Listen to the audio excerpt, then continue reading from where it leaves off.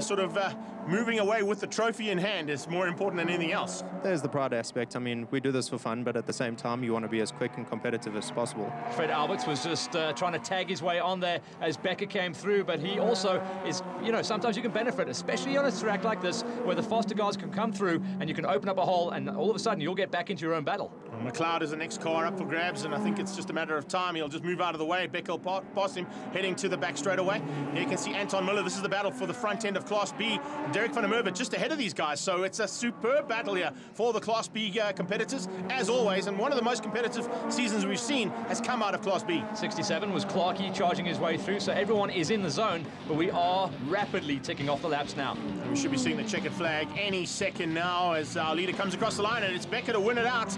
Norman Witt is going to finish up 13 seconds behind Andrew Becker. Great drive there, Andy. Well done, bud. Thanks.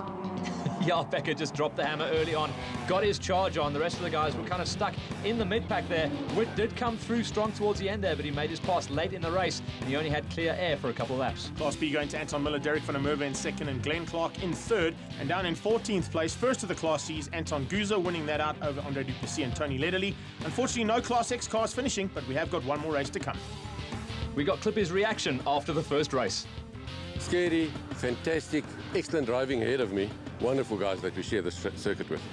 How's that track holding up as well? Because the sunlight is going away, and we know it's going to cool off very, very quickly. So his last couple of laps had to be a little bit hairy.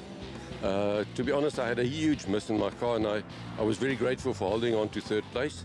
Without the miss, Norman should check his mirrors pretty closely. Got to be happy to walk away with all four wheels on the Lotus. Very much so, very much so. Lucky to be where I was. Started third on the grid, got up to second. Very difficult to overtake. Fantastic race. Tell me about these Lotuses down the straight there. A couple of the other categories are saying they're revved out. They actually have to leave off a little bit, and everyone's sweating on the brakes coming into that final turn. Oh, very much so. I've got a 6-speed gearbox in my car, so I'm actually looking to go into 6, but it's too short before I hit the brake marks. I'm revving at 8,000 RPM when I get there. No, it's big stuff.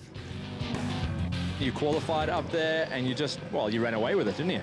Well, look, I was lucky. I got away in the start nice and clean. It's exactly what I was looking for. Field backed up nicely. Clippy's got off the line quite slowly. I managed to pull a gap.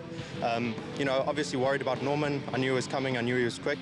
So we managed to get away in the beginning, and I managed to keep my nose clean. Join us after the break, where we see a little bit of noses getting dirty.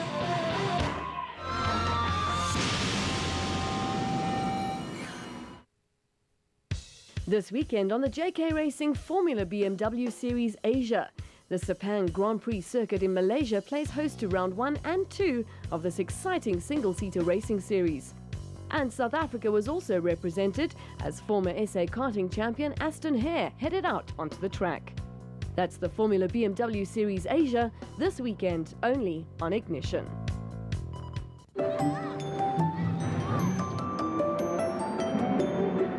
Shell Helix makes you feel like you're driving one of the best cars on the road.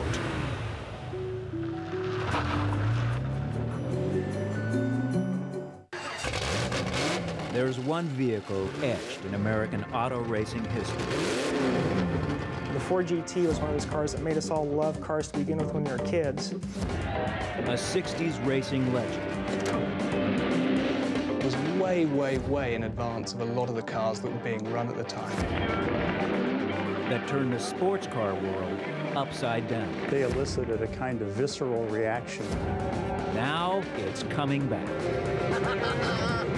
Built from the ground up. You're going to be working on the neatest car, neatest project you've ever done. In record time. We're going to be sleeping here. It's going to be like a boot camp in the Army. You're saying low, he's saying short and long. Which is it?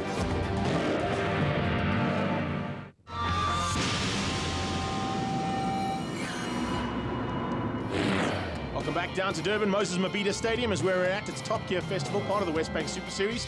And it's Lotus Challenge action once again, proudly brought to you by Cobra-Suspension. And this is exactly what you do not want to see before you go into your second heat. Lots of debris and lots of dropped oil on the circuit, which means it's going to feel completely different to race number 1. A couple of cars missing from the grid, but more or less everybody back out and on track. That means Becker is on pole, alongside him Norman Witt, Clippy's quicker, Looks like Zeele's back in the Exige. Then it's Anton Miller alongside Derek van der Merwe. And here we go, down into turn 1. And a good start there from Becker. Once again, on his tail is Witt. Yellows on the side, it means no passing into turn number 1. So everyone has to play the game nicely before we get up to speed, up to temperature, and up to race pace. But no one is going to let Becker get away with it as easy as he did in race number 1. He's going to have to fight for this. Well, that's the plan anyway. Let's see whether or not these guys are able to run. And girls, of course, on board here with Lauren as she goes through turn 2. Absolutely flying, sitting in 4th place. And that's not a bad start at all for the young lady. Very good driver, and has definitely got to grips with the Durban Street Circuit. Yeah, I'll tell you what, as far as her lap times go, based on yesterday's performance, she was one of the best and most improved drivers on the circuit. Well, let's talk about lap times. They're already down by a second, so that's just showing that everybody is loving life here in Durban. And on Sunday in Durban, that's after a big night, I suppose, the night before. Hey, Jamie? Well, yeah, we had a good evening the night before. Fortunately, an afternoon race on the Sunday. So a number of the drivers feeling a little bit tender in the morning and managed to recover for the afternoon race. Back on board with Zeele, so he's figured out whatever problems he had on the big Lotus out there, and he's now going to have to come from, well, it's a mid-pack start, but you can see the guys stretching away from him, so he's not revving this thing out. 195 k's an hour before he climbed on the anchors for turn number 1. That's not too shabby at all, but he hasn't got anything to do with Clippy's cricket just yet. And in fact, as he runs a little bit wide, there might be a problem on the car. Doesn't seem to be handling like it did yesterday, and Cricket is getting away. Yeah, I think he was just riding the wide line there. You can float way wide, and the guys have been figuring out this track. That's why we're seeing the times tumble, because they're getting a little bit braver and running all the way to the edge. You watch some of these guys, they're literally burming off some of these corners. Good start here, as you can see, this guy's getting into the action thick and fast. Anton Miller holding off everybody at the moment, including Derek van der Merwe, and looking for another victory in Class B. Yeah, I think we're going to have some much tighter racing. We go on board with that battle, and these guys are pretty much evenly. Oh, that was so close. That was one of the examples I was talking about. Just hanging the back end out, tagging a little bit of wall, getting brave with the streets. And with the concrete barriers, and when you're in a carbon shell, that's not the kind of thing you want to be doing. So as they come flying through there now and into the back section of the circuit, Miller from van der Merwe, and Derek has got his hands full. There's no doubt about it. It's going to be between those two for this race win. But just behind them, Glenn Clark is also looking not too shabby. Well, the guys really on the pace on Sunday. They really upped their game after the Saturday race, learning the street circuit a little bit and getting in touch with the conditions. On the inside there from van der Merwe. Good move. Big pass, just blew past straight away. Got the drive down very early on, and that's just extra ponies using the slipstream, and he's got that line absolutely taped. He is a man on the charge and getting himself up to the front. What we're going to see different as far as the first race goes is this cluster is going to come into traffic as a group. It's going to be very hard to make the big passes as 5 cars rather than 1. Well, first car they're going to be coming up on is the ailing Peter Zeele's car. Looks like there might be a major problem on that machine. As we go a little bit further back, picking up on the Class C's, Goozer still hanging on to that Class C victory, but he's fighting out with the back end of Class B, and Fred Alberts is one of those and nearly takes him. I said 2 cars couldn't go through there. 2 cars only just went through there, and Alberts had to take a big breath. That's the biggest move I've seen down here on the streets. Very brave. Well, Goozer slowed up slightly now, and Duplessis right on him. Check how close it's got here now, Jamie. Yeah, the Class C guys are very competitive. They obviously have to be road legal compared to Class A and Class B. And the regulations are very, very different, different regulations on the motors, etc. Get yourself into the zone there. These guys are locked in. It's like watching PlayStation happen before my eyes.